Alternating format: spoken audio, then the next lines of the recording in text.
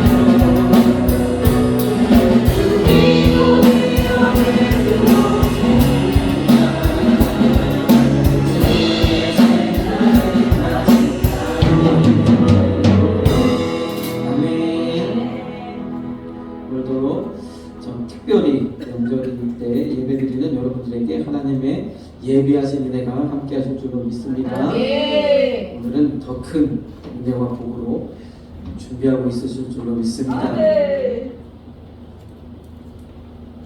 그래서 오늘도 저도 마찬가지로 여러분에게 특별히 오늘 나오신 분들에게 성령의 인도를 받는 법과 아주 귀한 말씀을 증거하도록 하겠습니다. 오늘 말씀을 통해서 성령의 인도함을 받아서 우리 삶 가운데 놀라운 기적의 역사, 천배복의 간증의 주인공들이 다 되시기를 소망합니다. 우리 사도행전 16장 6절에서 15절 말씀입니다. 같이 공독하겠습니다.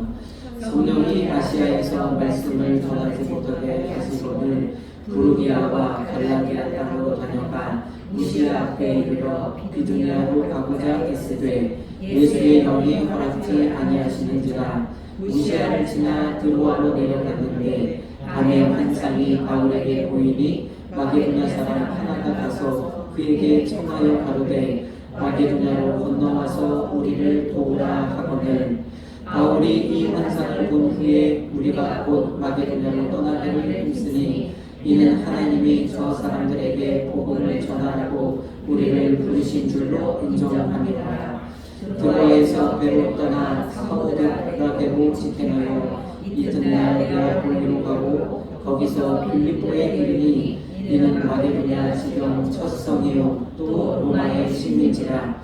이 성에서 수위를 유하다가 안식일에 우리가 기도처가 있는가 하여 문과 강가에 나가 거기 앉아서 모인 여자들에게 말하더니 두아드라 성에 자주 조서로서 하나님을 공경하는 루디아라 하는 한 여자가 들었는데 주께서 그 마음을 열어 바울의 말을 청종하게 하신지라. 저와 그 집이 다 세례를 받고 우리에게 청하여 가로되 만일 나를 주 믿는 자로 알거든 내 집에 들어와 유하라 하고 강권하여 있게 하리라. 아멘. 네, 오늘 말씀은 우리 지난 금요일 금요 기도회 때 본문의 말씀을 좀 더 이제 확장해서 말씀을 드렸습니다. 그때 제가 말씀을 좀 전하면서 좀 공부할 필요가 있다고 제가 그래서 오늘은 이 말씀을 좀 제가 공부도 하고 여러분들에게 소개도 하고자 합니다.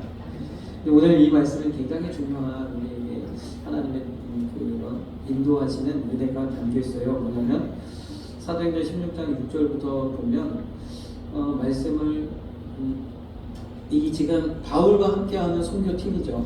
바울과 이 복음을 전하기 위해서 바울, 실라 그리고 이 지금 말씀을 기록하신 누가 의사 출신의 누가 그리고 또 여러 이제 좀 소개들이 함께 이제 선교 여행을 떠납니다. 바울이 혼자 홀을 단지 떠난 것이 아니라 함께 이제 일을 한 거죠. 물질이 되는 사람도 있고 이렇게 하는 거죠. 이렇게 이제 선교팀이 진행을 할 때 우리에게 있어서는 우리 삶에 있어서 여러 가지 하나님 앞에 영광을 돌리는 그런 복된 모습들, 하나님이 나를 통해서 부르신 그 부름의 소망, 나를 이 땅에 그래서 대부분의 현대를 살아가는 그리스도인들에게는 직업이 곧 소명이다 하는 직업 소명서를 우리에게 주셨죠. 그래서 하나님의 말씀을 우리가 잘 이것을 직접적으로 성경에서 기록하고 있지는 않지만 우리 종교개혁을 이루었던 우리 칼빈 선생님도 그렇고 수많은 신학자들이 이것은 확증하고 증거한 것들입니다. 그래서 우리에게 주신 이 땅의 소명, 이 직업을 통해서 하나님께서 영광 받으시고 직업을 통해서 하나님 우리에게 부르신 부름의 삶을 쫓아가는 것인 줄 믿습니다. 네. 그런데 또 여러 가지로는 하나님의 특별한 사역과 사명을 허락하시는 분들도 있죠. 때로는 저처럼 주의 종이라든지 선교사라든지 하나님 또 특수한 사역들이라든지 이런 것들을 통해서 하나님께서 인도하시는 분들이 있습니다. 오늘 이 바울과 함께하는 이 선교팀의 가장 궁극적인 목적, 이 팀의 성공이라고 하는 그것은 무엇일까요? 그것은 다른 것이 아니라 교회가 서는 것인 줄 믿습니다. 네. 지금 복음의 불모진 이곳에 바울이 복음을 전하는 것은 끝난 것이 아니라 그곳에 교회가 반드시 세워져야 네. 그것이 하나님 원하시는 거예요. 네. 교회가 없으면 그 복음은 복음이 되지 못하거든요. 꼭 교회가 서고 교회를 통해서 계속적으로 말씀이 일어나고 성도들이 변화가 되어지고 이 땅 가운데 하나님의 그런 뜻하신 바가 선포되어지는 겁니다. 그래서 교회를 이루는 것이 가장 목적이라는 겁니다. 그래서 이 바울은요 계속 선교 여행을 1차, 2차, 3차 그리고 마지막 로마에 유배되기까지 계속적으로 교회 세우는 운동을 하는 거예요. 그래서 우리가 항상 따르는 남서울 중앙교회도 교회 세우는 사역을 하죠. 신학교를 운영하고 많은 사역자들도 길러내고 여러 가지 일들을 하겠지만 가장 주된 사역이 교회 개척 사역이에요. 그래서 최근에는 먼저 선교 이론들이 많이 있어서 이제 과거에 한참 이제 유행했던 그런 것이 교회 개척 사역이고 요즘에는 이제 새로운 사역, 문화 사역, 여러 가지 선교 사역들을 이론적으로 이야기하고 있지만 어쨌든 교회 세우는 사역이 가장 중요한 사역이라고 하죠. 우리가 아무리 아랍 지역에 중동 지역에 복음을 전해도 수많은 성도들이 나가서 복음을 전하거든요. 교회가 안 서니까 변화가 안 돼요. 교회가 세워져야 되니까 변화가 안 돼요. 교회가 세워지고 그 교회를 통해서 하나님의 역사를 선교사가 아무리 복음을 전하고 성경을 전달하고 말씀을 전하고 여러 가지 그 필요한 생필품을 전달하고 해도 교회가 서지 않으면 그게 그 선교사님의 사역으로 그냥 끝나는 경우들이 너무 많아요.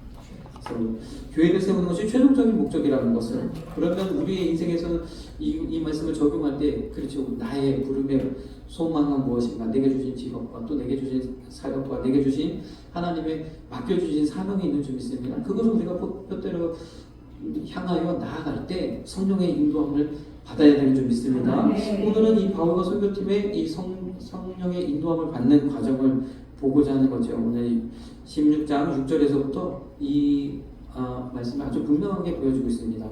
바울이 복음을 전하던 이 초대교회 시대, 예수님께서 이 땅에 계셨다가 이제 부활하시고 부활의 증인들이 아직도 살아있던, 그리고 주님을 직접 보았고 주님이 승천하시는 모습들을 보았던 500의 성도가 여전히 건재했던 그 시대에 하나님께서 어떤 역사를 일으켰어요. 바울을 통해서 놀라운 기적들을 일으키셨고, 심지어는 그 앞치마와 손수건만 가지고도 병든 자가 고침을 받는 그런 역사들이 일어난 그 시대에 이 잘 보십시오. 오늘 보면은 성령이 아시아에서 말씀을 전하지 못하게 하시고 비두니아로 가고자 했을 때 SUM이 허락하지 않아, 이런 일들이 있었다는 거예요. 그 시대에도 분명 성령이 나타나서 그냥 말씀하시고 또는 누군가를 통해서 예언하시고 하면 되는데 이렇게 하나님 역사하셨다는 거예요. 이것은 왜 그래요? 이러한 과정을 통해서 성령이 인도하시기 때문에 그렇다. 그때도 그렇고 지금도 그렇고 이러한 방법으로 인도하시는 줄 믿습니다. 근데 우리가 이 말씀을 또 우리가 좀 살펴보면 여기에 보면 여러 가지 지명이 나와요. 아시아에서 말씀을 전하기 못하셔서 부르기아와 갈라디아 땅으로 다니면서 무시아 앞에 이르렀는데, 그래서 비두니아로 가고자, 선교 방향을 비두니아로 가고자 했지만 그것도 역시 허락지 않아서 이제 드로아로 내려갔는데 거기서 다시 배 타고 사모도라고 네아폴리에 이르러서 마침 이제 빌립보에 이르렀다는 거예요. 그 사이에 이제 바울이 환상을 보죠.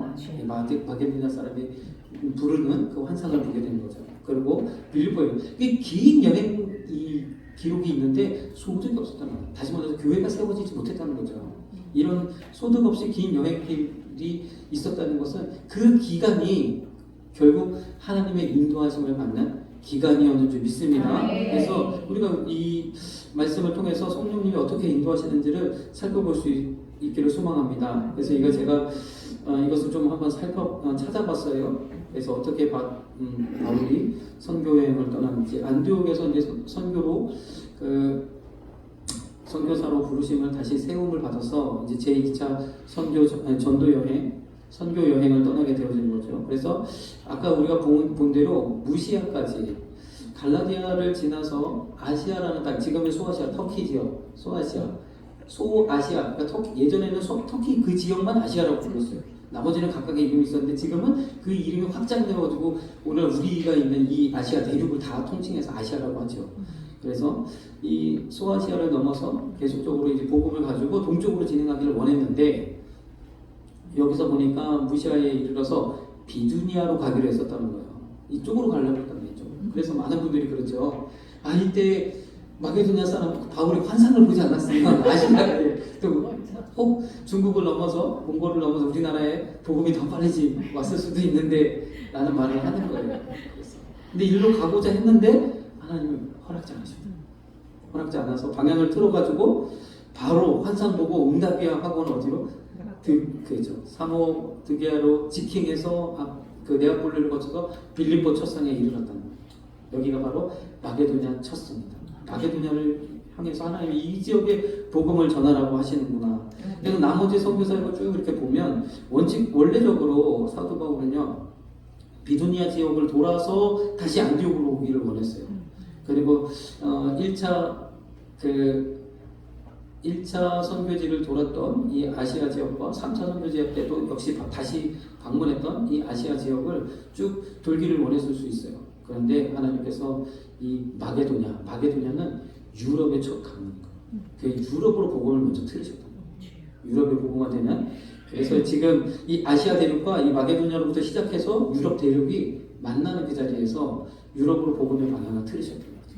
그래서 우리가 안타까워하는 그러나 하나님께서 오늘날 우리 이 나라를 대한민국을 이 마지막 때 쓰시려고 복음의 순서를 좀 바꾸셨는지 믿습니다. 이 사도 바울의 이 통로를 바꾸셔서 이렇게 이제 복음을 전하게 하셨는데, 이제 우리가 한번 보겠습니다. 사도행전 16장 6절 우리 같이 한번 읽어보겠습니다. 성령이 아시아에서 말씀을 전하지 못하게 하시거늘 부르기아와 갈라디아 땅으로 다녀가면서, 첫 번째로 성령의 인도를 받는 첫 번째 방법은 하나님이 우리 마음 가운데, 성령님이 우리 마음 가운데 말씀하신다는 거예요. 성령님이 우리의 마음의 음성을 통해서 인도하시는 줄 믿습니다. 아시아에서 복음을 전하려고 했는데 성령님의 마음속에서 계속 원치 않으신, 그래서 복음을 전하고 싶었지만 다음 곳으로 나아가게 되어졌다는 거죠. 그래서 첫 번째는 하나님께서 성령님이 우리를 인도하시는 방법은 우리 심령 가운데 하나님의 음성을 들려주는, 우리 마음 가운데 하나님의 음성을 들려주시는 것. 우리 사도행전 10장에도 베드로가 이제 잠시에 이 2시 기도 시간에 이 지붕에 올라가서 기도를 하는데 그 기도 때 환상을 보죠. 아주 율법적으로 먹지 못할 아주 가증한 동물들이 쫙 있는데 그 음성이 들리기를 이것을 먹으라는 거예요. 그래서 율법으로 나는 어긋난 것을 한 번도 먹은 적이 없습니다. 먹을 수 없습니다. 3번이나 이 환상을 보여줬는데 다 거절했어요. 안 된다. 그랬는데 고넬료 가정, 이방인에게 첫 번째로 이 성령을 주셨던 이 고넬료 가정에게 복음을 증거하시려고 그 환상을 보여주셨다는 거죠. 그렇게 해서 야 도대체 하나님이 왜 이런 환상을 보여주셨을까? 이게 무슨 뜻일까? 참 내가 한 번도 이런 율법을 어긴 적이 없는데 어떤 일일까? 이렇게 생각할 때에 성령님이 인도하셨다는 거예요. 그렇죠.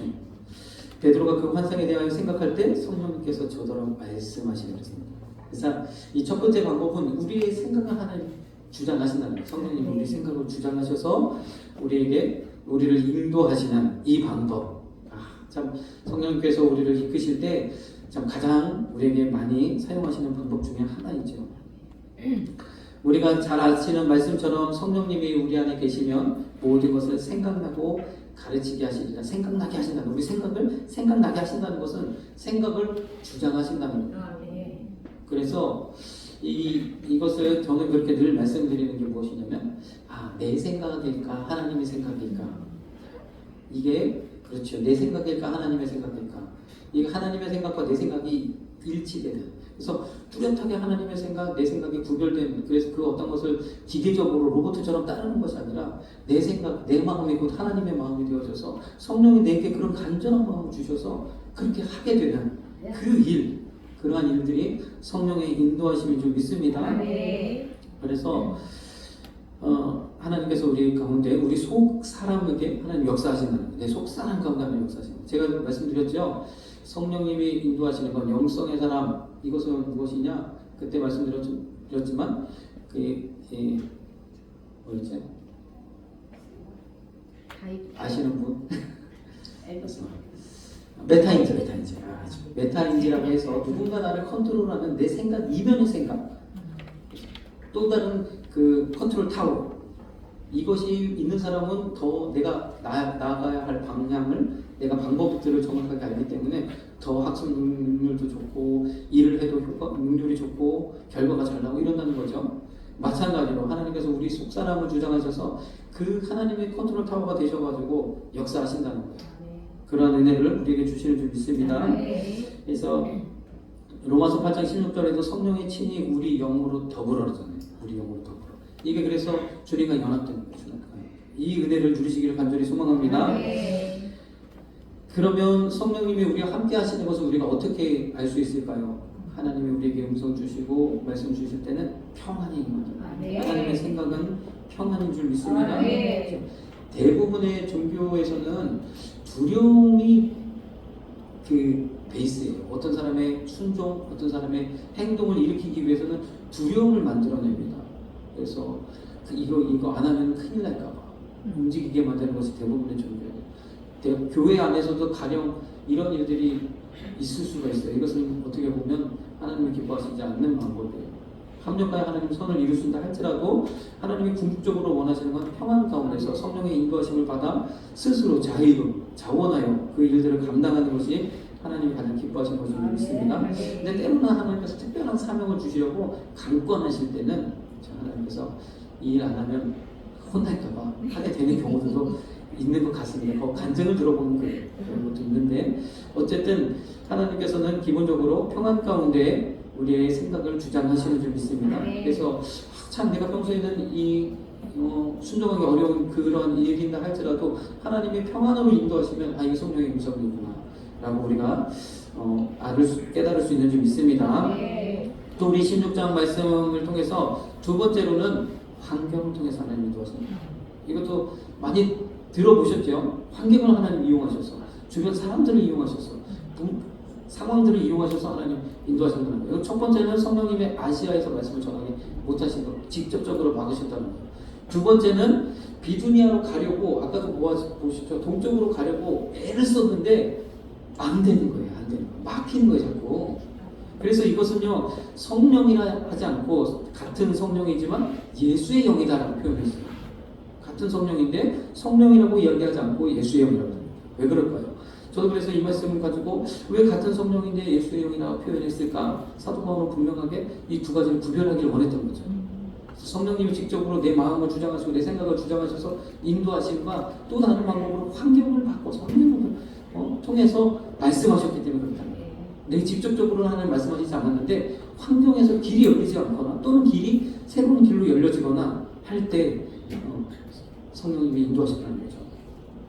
우리 잠언서에도 이러한 지혜의 말씀이 있습니다. 사람이 마음으로 자기 길을 계획할지라도 그 걸음을 인도하시는 분은 하나님. 우리는요, 무슨 일이 일어날지 알 수 없다는 거예요. 하나님이 행하셔야 되는 줄 믿습니다. 그래서 우리에게 주신 지혜가 뭐냐? 우리는 애를 쓰지만 내 뜻대로 다 되어지지 않을 때가 있다는 거예요. 하나님이 환경을 주장하실 때가 있다는 거예요. 자, 여기 마태복음 28장에 보면 예수님께서 마지막에 제자들을 향해서 이렇게 유언처럼 남겨주죠. 그 명령, 우리에게 주신 이 대명령, 그것이 가서 모든 족속으로 제자 삼고 분부한 모든 것을 지켜라, 지키게 하라 하는 것인 줄 믿습니다. 이 말씀을 주실 때에 이렇게 표현하셨어요.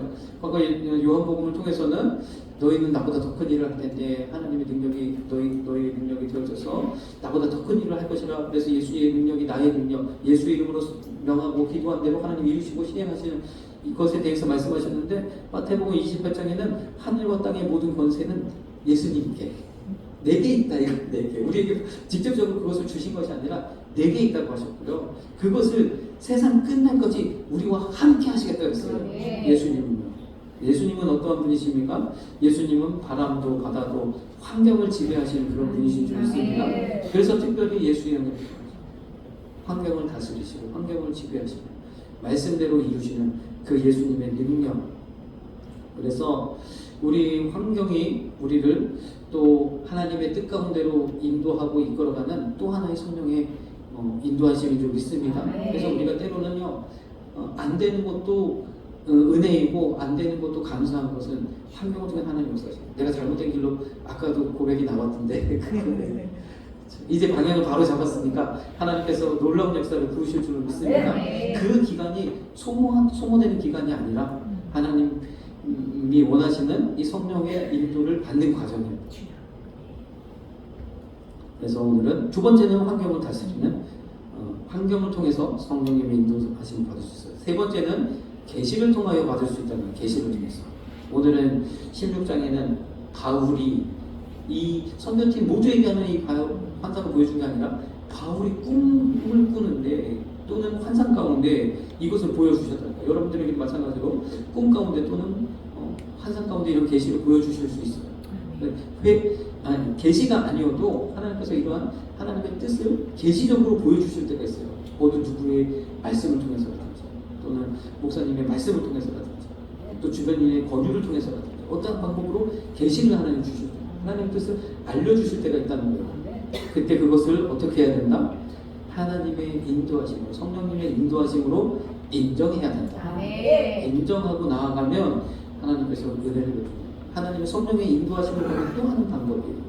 하나님께서 어느 누구를 통해서 계시하실 때에 그 계시를 인정하고 순종하고 나아가면 하나님께서 큰 은혜를 베푸실 줄 믿습니다. 근데 아무나 하나님 그 계시를 허락하시는 건 아니겠죠. 하나님께서 하나님이 그 부여하신 질서를 따라서 그래서 말씀 가운데 또는 목사님을 통해서 이 인도를 받는 것이 가장 또 유익한 줄 믿습니다. 그렇게 인정하고 나아가면 하나님께서 놀라운 역사를 이루신다는 거예요. 그러면 성령의 인도하심, 이것을 어떻게 우리가 인정할 수 있는가? 성령님의 인도하심은 우리의 욕심과는 다르다는 거예요. 그것을 분명하게 알 수 있습니다. 그래서 성령의 인도하심, 성령의 계시는요, 내 욕심으로부터 비롯된 게 아니라는 거예요. 그래서 성령을 쫓아 행하는 것은 육체의 욕심을 이루지 않는다 말씀하고 있는 줄 믿습니다. 그래서 이것이 성령의 인도하시니까 성령님의 계시니까 우리는 내 욕심으로부터 비롯된 것이가 내가 정말 저걸 원해서 하고 싶어서 막 기뻐하는 가운데 누가 탁 찔러주면 그래 그 계시다 그러면서 행할 때가 있잖아요. 그런데 알고 보니까 결국 내 욕심으로부터 시작되게 될 수 있다는 거예요. 그래서 우리가 이럴 때는 성령의 인도를 받을 때는 더 기도하시고 더 은혜 가운데서 그 음성에 귀를 기울여야 되는 줄 믿습니다.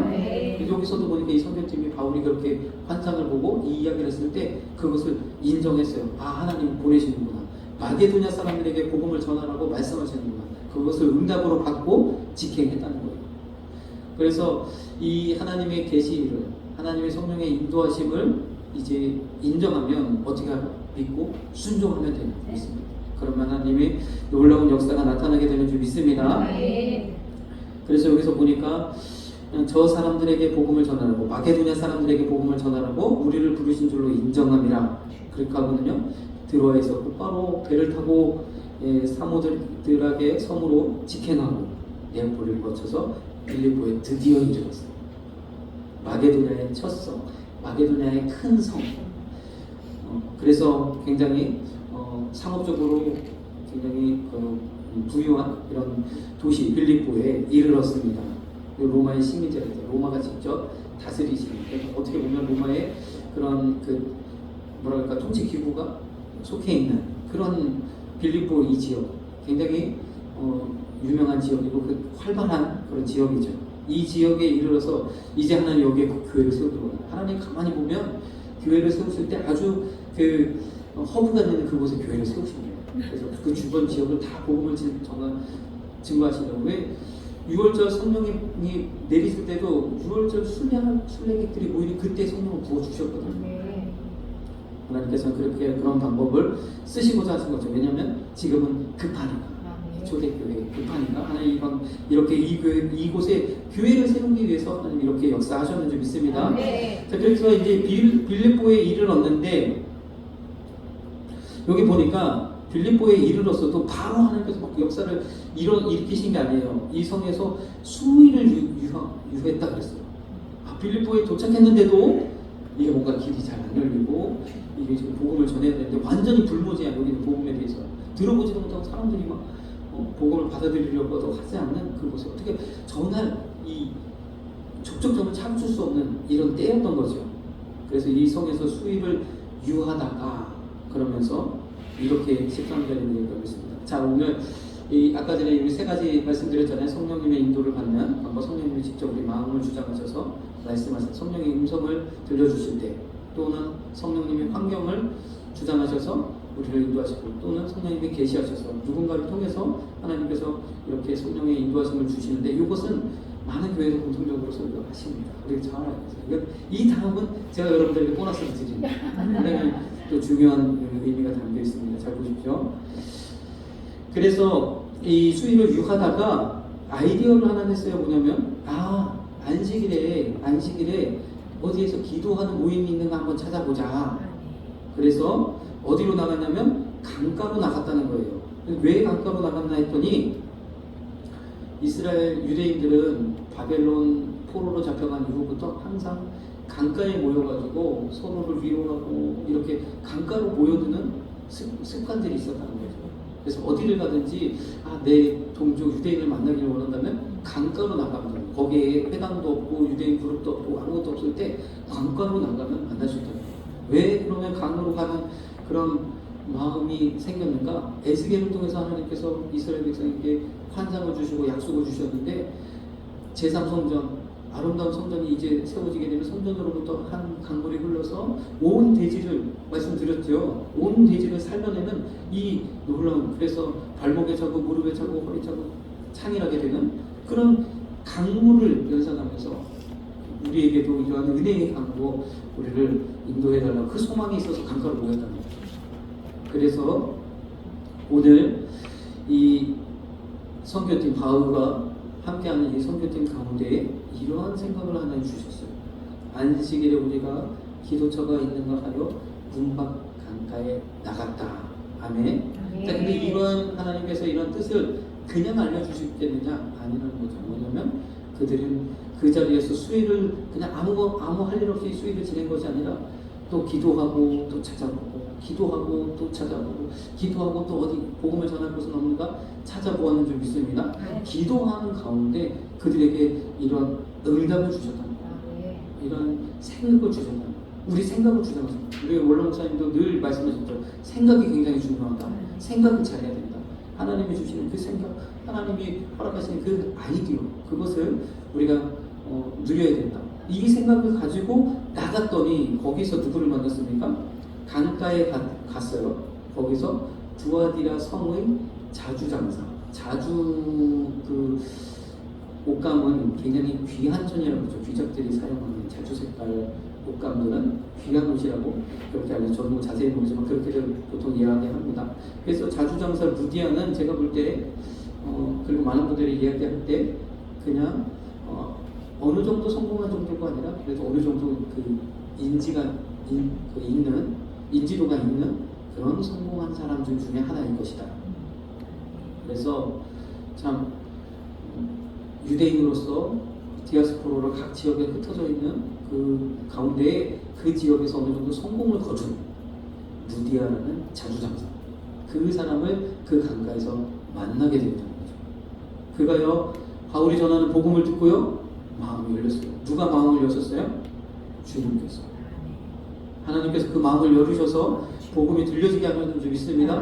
복음을 듣고 예수님을 믿고 자기뿐만 아니라 모든 가족이 믿었을 뿐만 아니라 자기 집을 내어놓는 놀라운 일이 일어났습니다. 성령님이 역사하셨어요. 가장 먼저 바울과 선교팀에게 그러한 생각을 주셨고요. 이제는 루디아의 마음, 루디아의 생각을 하나님 변화시켜서 마음을 열게 하셨고요. 그 다음에는요 자기 집을 내어놓는, 그래서 빌립보에 새로운 교회가 생길 수 있는 놀라운 기적을 마련했습니다. 이제는 성공이죠. 선교의 기점이 마련되어졌죠. 힘있게 복음을 전할 수 있고 모두 모여서 매 안식일마다 주일마다 하나님 앞에 예배드릴 수 있는 예배의 초소가 생깁니다. 얼마나 감사합니까? 함께 모여서 떡을 떼고 그럴 수 있는 아주 귀한 장소가 마련됩니다. 이것은 기도 응답이죠. 하나님께서 성령의 인도하심을 받아 따라서 이 선교팀을 통해서 하나님 역사하신 그 뜻을 이룬 그 일인 줄 믿습니다. 하나님 이걸 원하시는 하나님이에요. 하나님 생각대로 역사되어집니다. 내 생각을 주장하시고 누군가의 생각도 주장하시고 결국 하나님의 생각으로 역사하시는 그 일. 그래서 우리가 기도할 때 오늘 제가 말씀을 드리고 싶은 것은 기도할 때 이 하나님이 주시는 생각, 하나님이 주시는 아이디어를 붙잡아요. 하나님이요 기도하는 가운데요 그런 생각과 아이디어를 주시는 저는요 이런 생각을 해봤어요. 기도 응답이 무엇일까? 그래서 우리가 막 기도 제목을 듣고 기도 응답을 하잖아요. 어떨 때는 응답될 때도 있고 참 오래 기다릴 때도 있고. 그래서 이렇게 기도 응답을 받으면 참 왜 이렇게 어려운데 그래도 기도 응답이 된다 그러고 그럴까 이런 생각을 했어요. 그러니까 심지어 자기가 사역하는 동안 5만 번이나 응답을 받은 사람이 있다는 거죠. 아시죠? 조지 뮤러라고 그 고아원을 운영하면서 5만 번의 기도 응답을 받았다는 거예요. 그분이 고아원을 어느 정도 운영하셨는지 모르지만 5만 번이라는 거는 하루에 한 번 응답받아도 1년이면 365, 10년이면 3,000번, 그렇죠? 100년 해봐야 3만 번. 그러니까 하루에도 몇 번씩 응답을 받아야 되는 거예요. 엄청나게 응답을 받은 거죠. 어떻게 응답을 받을 수 있을까? 기도하는 가운데. 주님 오늘 어떻게 이 고아원을 운영할까요? 어떻게 할까요? 기도하는 가운데 하나님은 응답을 주십니다.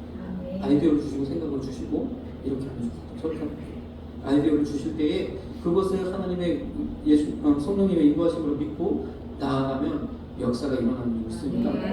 이 은혜를 우리가 구하는 거예요. 기도의 능력이 여기에 있습니다. 기도의 그 힘이 여기에 있다는 거예요. 여러분들이. 그런데 내가 평소에 기도도 않고 부스부스 드는 생각으로 가는 거 아닌데 기도라는 것은요 말씀드렸죠. 한두 번 기도하는 것이 기도하는 것이 아니라 꾸준하게 그 시간에 기도하는 것이 기도예요. 기뻐하시고 믿음의 기도. 그래서 내가 꾸준하게 기도 시간을 정해놓고 절대기도 정한 시간, 정한 자리에 기도하는 그 기도의 습관을 따라 기도할 때 하나님께서 우리 생각을 주장하시고 우리에게 좋은 아이디어들을 허락하셔서 그대로 순종하면 놀라운 역사가 일어난답니다. 수많은 사람들이 그렇게 하나님 역사하셨고, 이것은요 실제적으로 믿지 않는 사람들도 이러한 일들을 막 연구하고 구성합니다. 명상이라든지 뭐 이런 거라든지 뭐 몰입이라든지 이런 거를 통해서 뭔가 성공을 이루려고 얼마나 노력하는지 몰라요. 근데 우리에게는 하나님 작용적으로 자연스럽게 주셨어요. 기도를 통해서 하나님의 놀라운 역사를 우리가 경험하시고 천배국의 주인공이 되시길 간절히 소망합니다. 기도하겠습니다. 사랑해 주님 감사합니다. 오늘도 하나님 우리를 늘 날마다 인도하시고